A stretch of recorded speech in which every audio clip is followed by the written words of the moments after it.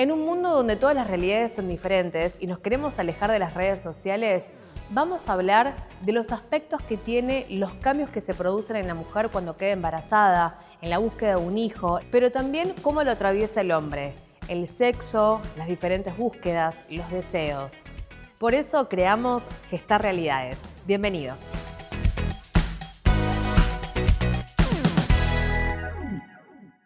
Vamos a hablar ahora del comienzo de todo, cómo empieza. Estoy embarazada y ¿qué? Me dice el test, 2 rayitas, me dice que estoy embarazada y ¿ahora qué hacemos? Por eso estamos ya juntos con la licenciada, psicóloga clínica y perinatal, Carolina Mora. Caro, muchas gracias por estar con nosotros. No, gracias a vos por la invitación. Ahora, ¿no? ¿Qué miedo? ¿Qué ¿Ahora pasa? qué? Claro, ¿ahora qué hacemos? Estoy embarazada y ¿qué hago? ¿Qué pasa? Ese famoso momento que te haces 4 test de embarazo porque no lo puedes creer, ¿viste? Ajá. Sobre todo si lo estabas esperando. Bueno, hay hasta, incluso aunque lo planificaras, una sensación como de incredulidad, ¿no? Y muchas mujeres, o creo que la mayoría, lo que relatan es eso, como es la sensación de que es un antes y un después en tu vida, ¿no? Como que a partir de ahí algo cambia y no sabes bien qué, ni qué se va a venir, pero sabes que es algo irreversible, ¿no? En tu propio deseo de ser madre, y te vas a encontrar con algo que no sabes qué es. Ujú, ujú. ¿Y qué cambia ahí en ese primer momento que nos da el test positivo y que todo se asocia con felicidad? Creo que hay como distintas etapas, ¿no? Por un lado, esta sensación como de shock de la noticia, Mm, de, uy, bueno, me dio positivo, ¿qué tengo que hacer? No sé, llamo a la ginecóloga, le ajá. pregunto, necesito hacerme una ecografía, ¿no? Le cuento a alguien, no le cuento, ¿no? Empieza como toda esa cuestión interna de darle como entidad a la situación de embarazo. Y después también aparecen estas ideas de, bueno, ¿debería sentirme de cierta forma o no? Y capaz que debería estar feliz, pero me muero de sueño, Mm, o tengo náuseas, o tengo incomodidades, o tengo miedo de ir a la ecografía y si las cosas no están bien, ¿no? Creo que depende mucho de la historia de cada mujer. Muchas veces está muy condicionado también lo que nos aparece en esos primeros momentos con las historias de las mujeres que nos rodean, ¿no? De nuestras amigas, de nuestras madres, de cómo nos contaron nuestras madres que fueron sus experiencias de embarazo, ¿no? ujú, Entonces, a veces todo eso se viene junto y bueno, y es difícil de procesar. ujú. Y en ese primer momento, ¿qué es lo que cambia primero? ¿El cuerpo o la mente? Y yo creo que el cuerpo cambia de una forma que no lo podemos ver porque al principio por ahí no se nota nada, ¿no? Pero hormonalmente y bueno, internamente están pasando millones de cosas que nos dan algunas pistas, ¿no? No sé, nos aparece más sueño, estamos más cansadas, hay cosas que quizás sentimos ligeramente diferentes, pero que no cobran como la dimensión que después va a tener el embarazo físicamente, ¿no? Pero en la mente, bueno, hay todo un proceso que se va construyendo a lo largo de toda la gestación que tiene que ver con la identidad de ser madres, ¿no? Que no sea de un día para el otro, sino que es una construcción. ¿Me puede aparecer primero eh, el miedo de decir, che, creo que no estoy feliz? ¿Puede aparecer eso? Puede aparecer, suele aparecer todo medio mezclado, ¿no? Al principio, siempre hablando obviamente cuando un embarazo es buscado o elegido, ¿no? Porque no siempre es buscado, pero sí es elegido continuar ese embarazo. Por más que deseemos continuarlo, muchas veces aparece el miedo primero, ¿no? Porque es el miedo a lo desconocido del futuro y a lo desconocido de nuestra propia relación con nuestro propio cuerpo, ¿no? Con esa transformación que se viene, que no sabemos cómo nos vamos a sentir con eso, que sabemos que se viene todo un cambio en la pareja, si es que la tenemos, en nuestros vínculos, en nuestros tiempos, ¿no? Muchas veces aparece como una sensación de responsabilidad muy grande que asusta. ¿Qué pasa, por ejemplo, cuando no es buscado? ¿Cómo es Ujú. esa sensación que aparece primero? Y yo creo que depende mucho también de las circunstancias de cada persona, ¿no? Muchas veces no es buscado, pero sí hay un deseo de criar, de maternar, que en algún momento estaba y no sabíamos que estaba y bueno, y por algo se decide continuar con ese embarazo. Y muchas otras veces no. Y bueno, hay que enfrentar quizás la decisión de continuar o no con esa gestación. Por eso es muy amplio el escenario, ¿no? De lo que puede pasar ahí en esos primeros momentos cuando tenés ese debate expositivo. ¿Cómo se modifica, no? Por ejemplo, esa identidad, ¿no? De esa transición, por ejemplo, de ser hija y ahora pasar a ser madre. ¿Cómo es ese proceso? Es un proceso muy, muy pesado, intenso, y que muchas veces no tenemos conciencia de que lo estamos viviendo, ¿no? Porque creo que mucho de lo que pasa en el embarazo, de estas emociones que nos desbordan, de estos momentos que nos aparecen recuerdos que no sabíamos que teníamos o que nos aparecen un montón de inseguridades, tiene que ver muchas veces con estar inconscientemente o sin saberlo revisando nuestros vínculos de referencia, ¿no? Porque aunque no nos lo propongamos, estamos revisando, bueno, cómo fuimos criadas, quién nos acompañó cuando teníamos miedo a la noche, a quién abrazamos cuando estábamos contentas, cómo nos consolaban cuando nos caíamos, ¿no? Son un montón de escenas que se nos vienen muchas veces mezcladas. A veces tenemos, bueno, es algo muy común que las mujeres embarazadas tienen muchos sueños también, sí, ¿no? O sueños sobre el bebé que va a venir, o sueños de cosas muy raras mezcladas que no entienden, pero que muchas veces encuentran referencias en su crianza o en cuestiones que han vivido de niñas.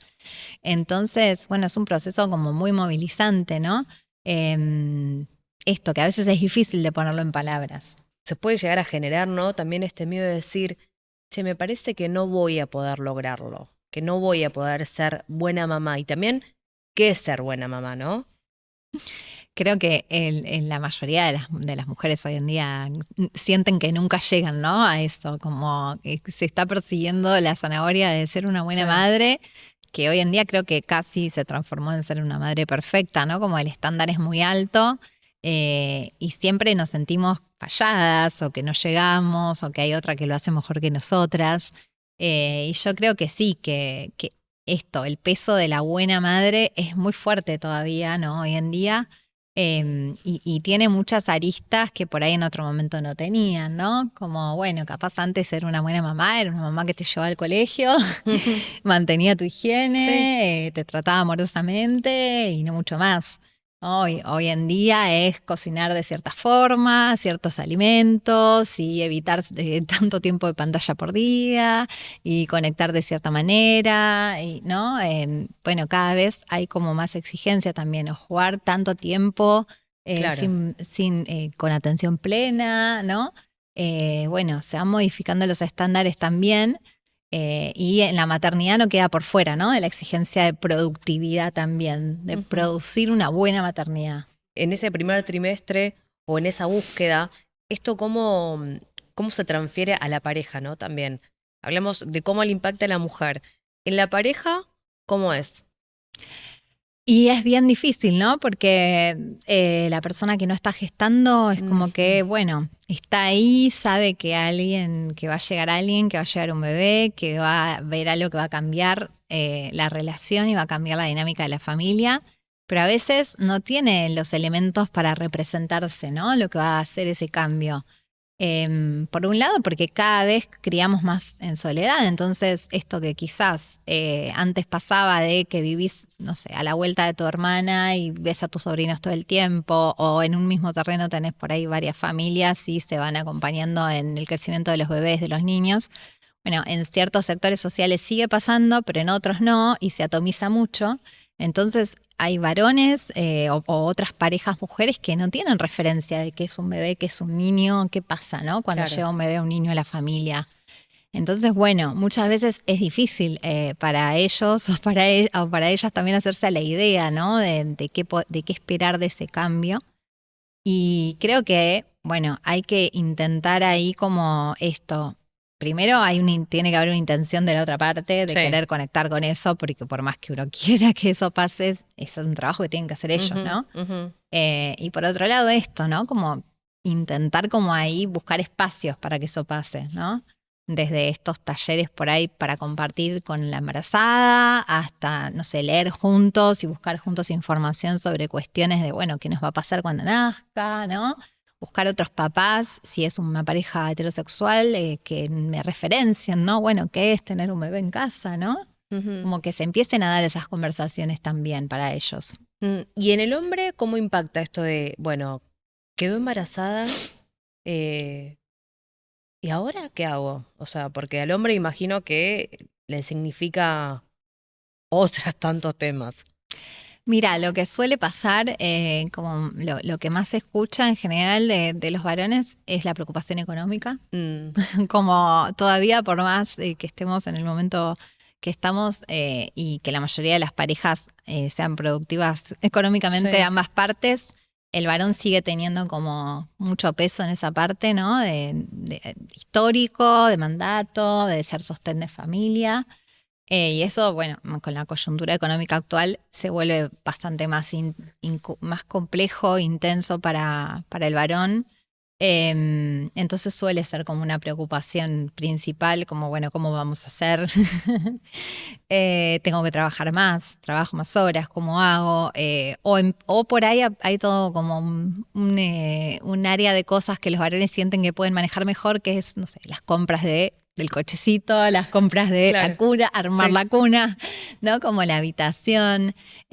Quizás tienen muchos esto de ponerse más en modo práctico, ¿no? De resolver cuestiones. Y otros por ahí sí logran conectar más con lo emocional. Creo que bueno, va como ahí ondulando, ¿no? Lo que les pasa a ellos también con la situación. Apenas nos enteramos, ahí ya nos damos cuenta y nos hacemos o nacemos madre o se va construyendo.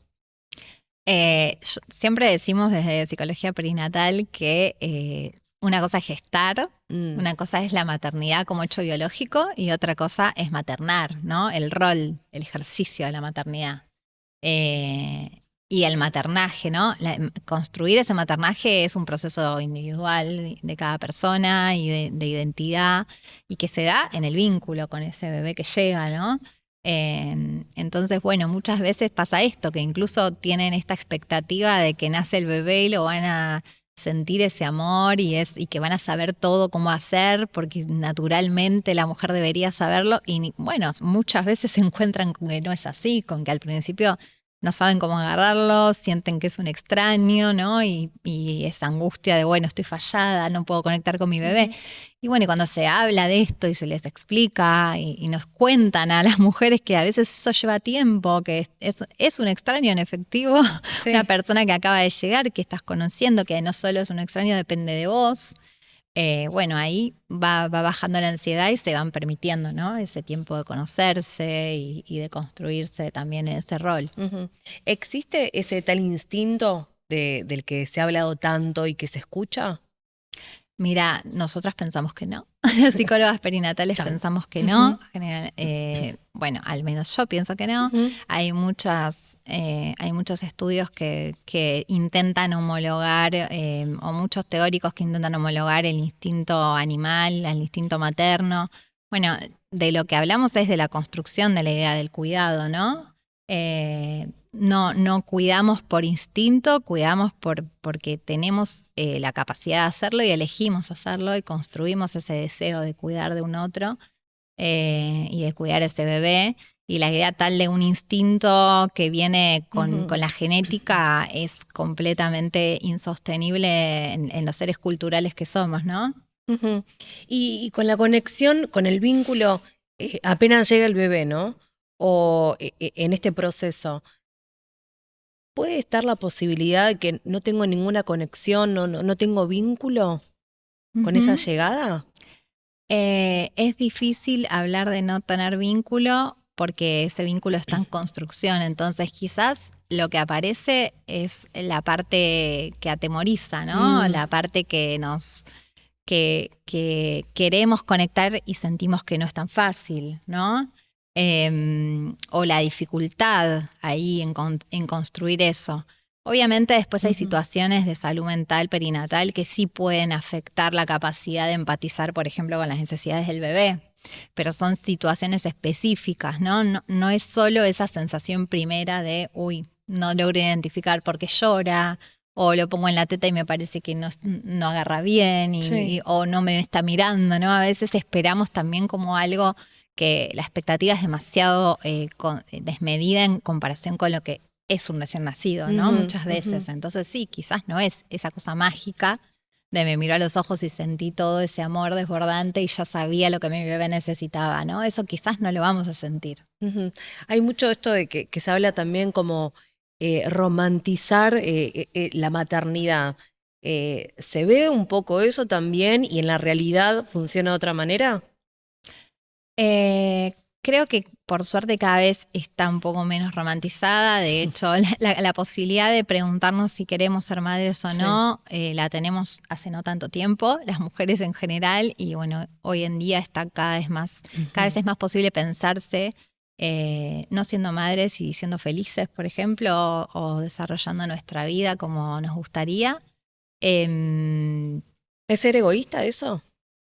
Yo pienso que no, yo pienso que la vida es de una, ¿no? O sea, estamos acá para nosotras mismas también, primero que nadie, ¿no? Entonces, bueno, ¿qué nos hace felices a nosotras y qué pensamos que podemos, ¿no? Porque digo, tener un hijo no es tener una mascota, tener un hijo es una responsabilidad muy grande y está bueno preguntarse si una está con las posibilidades de llevar adelante esa responsabilidad, ¿no?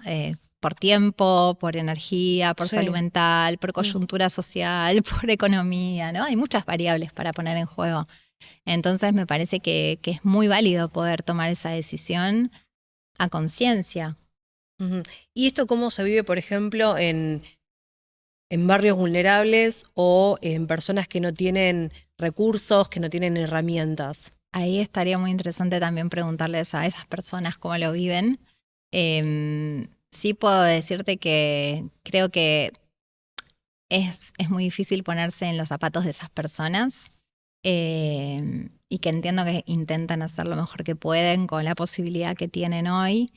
Creo que el acceso a la salud y a la educación es algo que cada vez está menos a la mano. O sea, si bien está garantizado constitucionalmente, sabemos que cada vez pasa menos en lo real y en lo concreto. Y bueno, y sí hay muchas situaciones en las que, bueno, hay mujeres que no pueden acceder a los métodos de cuidado o no pueden acceder a la salud, ¿no? Para sus hijos y sus hijas. Y eso condiciona la posibilidad de vivir una vida más disfrutable, ¿no? Una maternidad más disfrutable, porque creo que ese es también algo que nos han robado muchos años, desde la idea del mandato de la maternidad muchas veces se nos roba la idea y la vivencia de que la maternidad puede ser disfrutada, ¿no? Entonces, bueno, creo que eso también es importante como volver a ponerlo en valor para quienes sí la elegimos. Claro. Con respecto a esto de la maternidad o este proceso, ¿no? Este crecimiento que se va haciendo, cuando vemos en las redes sociales, a veces se refleja otra realidad. Y algunos dicen, o algunas podemos decir, yo quiero esto, pero después en mi casa no funciona así de esa manera. Ahí, ¿cómo es ese shock, ese choque entre esas realidades? Sí. Bueno, siempre está bueno recordarnos que las redes sociales nos muestran un instante de la vida de esa persona, ¿no? Como, bueno, es muy fácil quedarnos con la foto y no sabemos qué hay atrás de esa foto, cómo se llevó esa foto, la previa y el post de esa imagen. Y sí, hoy en día las redes además te bombardean reforzando el mismo tipo de contenido. Entonces también es bastante agobiante para muchas madres o mujeres que están gestando, recibir ese bombardeo de información, toda más o menos en la misma línea, porque se refuerza el algoritmo, y después encontrarse que capaz en casa no es tan así como lo veían en la red social, ¿no? Claro. O querer seguir un estándar que está impuesto por otra persona, por alguien que no sabemos su historia, que no sabemos si detrás de esa posibilidad, de eso que muestra, tiene gente que la está ayudando, gente que le está sosteniendo en su maternidad también, como deberíamos tener la mayoría de las personas, pero no es la realidad de todas las mujeres hoy. Sí. ¿Y cuáles son los primeros miedos que le aparecen a las primerizas, por lo general, o en esa primera parte? Creo que hay como mucha energía puesta, depende un poco de la historia de cada persona, ¿no? Pero a veces hay como toda una pata médica, ¿no? Bueno, que esté todo bien en cada análisis, en cada ecografía. Bueno, la hipervigilancia de si se está moviendo el bebé, depende de cómo es el carácter de la embarazada. En algunas es más presente y en otras no tanto. Y también todo lo que tiene que ver con, bueno, estar preparadas, ¿no? Claro. Hay como mucho foco, por lo menos en cierta clase social, de más personas que tienen este acceso a contenidos de redes sociales, a profesionales de la salud, de bueno, tomar el curso para saber dar la teta, tomar el curso para saber portear al bebé, tomar el curso para parir de cierta forma. Bueno, hay también hay como primeros auxilios, ¿no? Como hay como todo un paquete de información a la que nos invitan a acceder y que a veces genera también como Sí. mucha presión por estar al día con todo eso. Y muchas veces en detrimento hasta de la propia conexión, ¿no? De che, pero yo realmente quiero esto que me están proponiendo. ¿Cómo me siento cuando lo hago, no? Como, bueno, hay algo de eso que también se Ujú, vuelve como un poco una presión. ujú. ¿Hay diferencia, por ejemplo, entre lo que es quedar embarazada en ese primer instante con ese test positivo en un primer embarazo y en un segundo embarazo? Eh, ¿Las bueno, emociones son diferentes? yo tuve 2 embarazos, tengo 2 hijos. En mi caso fue muy diferente. Eh, Después, lo que escucho en el consultorio o lo que, bueno, se Sí. estudia es que cada embarazo es único, ¿no? Entonces, a veces la trampa de los segundos, en general de los segundos, es esperar que te pase lo mismo que en el anterior, ¿no? Como, porque bueno, muchas veces elegimos la maternidad de nuevo con referencia a lo que vivimos primero, ¿no? Esperando lo mismo o muchas veces también esperando hacer algo totalmente diferente, ¿no? Como, bueno, queriendo reparar, ¿no? Incluso situaciones que hubiéramos querido que sean distintas con nuestro primer hijo o hija. Y un poco lo que te trae el segundo es, mira, yo soy de otra persona, esto es algo Claro. totalmente diferente y fíjate con qué te encontrás, ¿no? Y eso a veces cuesta. Ujú. Y esa noticia impacta de distintas formas, por ejemplo, en edades, cuando alguien es más adolescente, por ejemplo, hablando de un embarazo adolescente, de un embarazo de una persona más grande o más adulta, son diferentes las emociones, los miedos. Eh, sí, creo que sí, un poco porque también se cargan de todas las cuestiones más sociales, Ajá, ¿no? Como lo que, digo, si es un embarazo de una mujer que tiene más edad, bueno, ya empiezan todos los miedos de, bueno, pero ella es grande, pero bueno, ¿no? Como hay como toda una cuestión de carga ahí también, de controles médicos y cosas que obviamente que hay que hacerlas, si las indican, sí. pero que, bueno, van como generando más foco en eso para la mujer embarazada. O bueno, esto de quizás esto, bueno, yo ya soy una mamá grande y entonces ahora tengo que saber lo que voy a hacer, ¿no? Como Claro, esta cosa de, bueno, tengo que hacerlo bien porque soy una persona claro. adulta, grande. Y creo que bueno, en la adolescencia por ahí pasa todo lo contrario, ¿no? Como no tengo tanta experiencia de acompañar embarazos adolescentes, pero entiendo que, bueno, hay algo como un poco más liviano en eso, ¿no? De, bueno, como de vivir el momento, de pedir ayuda a otros, ¿no? De estar por ahí como con menos carga en todo eso. Ujú. Y hay una presión social, una presión exterior para estos embarazos, más allá de los adolescentes, para las primeras veces, o hay como un mandato, bueno, si estás en pareja en tanto tiempo, bueno, Creo que eso sigue vigente, sí, todavía. Creo que te lo puede decir cualquier persona que esté en pareja hace muchos años, ¿no? Que en algún momento alguien le pregunta, ¿y sí, para cuándo? Por suerte me parece que cada vez es como más tranqui o la forma de que lo preguntan ya es como menos inquisidora. Pero sí, me parece que ese mandato sigue como presente, ¿no? O esa expectativa de, bueno, de que estar en pareja significa sí. querer tener hijos en algún momento sí o sí, ¿no? Y bueno, sabemos que no siempre. Ujú. ¿Y cómo se responde a eso? Cuando te hacen, por ejemplo, esa pregunta, ¿y para cuándo? Pero también aquellas parejas que ya tienen totalmente decididos como, no queremos tener hijos. Yo creo que depende de cómo te sientas cómoda respondiendo a la voz, ¿no? Hay personas que capaz son directas y dicen, no me preguntes más, pues no voy a tener hijos, listo. Y capaz lo viven así como Sí. muy livianamente. y otras personas que quizás se sientan más incómodas, ¿no? Porque el problema también de esas preguntas es que uno no sabe la historia, porque Claro. no sabes si esa pareja efectivamente estuvo intentando ser madre o padre y no lo logró todavía.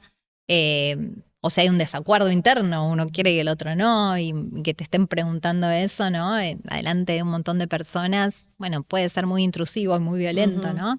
Entonces, bueno, hay algo de esto que creo que hay que empezar a revisar, ¿no? De por qué nos metemos en eso de esa forma, ¿no? Cuando, bueno, no estamos preguntándole a todo el mundo sobre su intimidad en Claro, cualquier tal cual. lugar. ¿Y esas preguntas pueden generar a veces malestar entre la pareja? ¿Cortocircuitos? Sí, sí, pueden generar malestar y pueden generar mucha angustia también, sobre todo en esto, ¿no? Si están en proceso de o estuvieron, o es una herida que todavía está abierta, o si uno de los dos quiere y el otro no. Bueno, puede ser que sea algo que genere como incomodidad, ¿no? Y discusión y angustia. Sí, es muy singular, pero pienso que sí. ¿En cuánto es importante los vínculos para este proceso, para este crecimiento o esta búsqueda? ¿Vos te referís a la red de crianza? La red de crianza, pero también la red de vínculo social, ¿no? De amigos, de familia. Ujú. ¿Cuán presente tiene que estar y cómo debería acompañar este proceso? En la gestación. Difícil. Sí, es difícil. Bueno, siempre lo que sucede mucho es que hay como toda una gran reacomodación, ¿no? De la Ajá. red cuando hay un embarazo. Es como algo típico que te suelen traer al consultorio, quizás personas que se acercan, personas que se alejan, ¿no? Personas que por ahí antes no eran tan íntimas y de repente conectaste por esta temática y se armó ahí como más profundidad en el vínculo. También aparece muchas veces como esta cuestión de las expectativas de, bueno, yo esperaba que la abuela, el abuelo fuera de tal forma y no lo es, ¿no? ¿Y qué pasa con eso? Pero sí, es clave, ¿no? Porque efectivamente no se puede criar solas ni solos, es muy difícil, dos personas nada más y se necesita de otros, ¿no? Entonces, bueno, si esos otros son familia o son amigos, obviamente las instituciones son otros que sostienen también. Bueno, en cada caso seguirá habiendo, pero es algo fundamental. ¿Qué consejos le darías para este comenzar o esta búsqueda o este proceso que recién empieza y que hay todo un camino por delante? Creo que principalmente que no lo hagan solas, ¿no? Que sea con otros, que sea pudiendo hablar de lo que sienten, pudiendo, bueno, ver otras experiencias, compartir, no quedándose con una sola versión de qué es la maternidad, qué es la paternidad, qué es la crianza, ¿no? Como hay tantas maternidades y paternidades y niños y niñas como personas hay. Y no hay un solo modelo que está en Instagram y ya, o que está en las redes sociales, o que está en lo que hizo mi mamá conmigo. Bueno, cada una tiene la posibilidad de construir su forma. Bien, muchas gracias, Caro. No de nada, gracias a vos.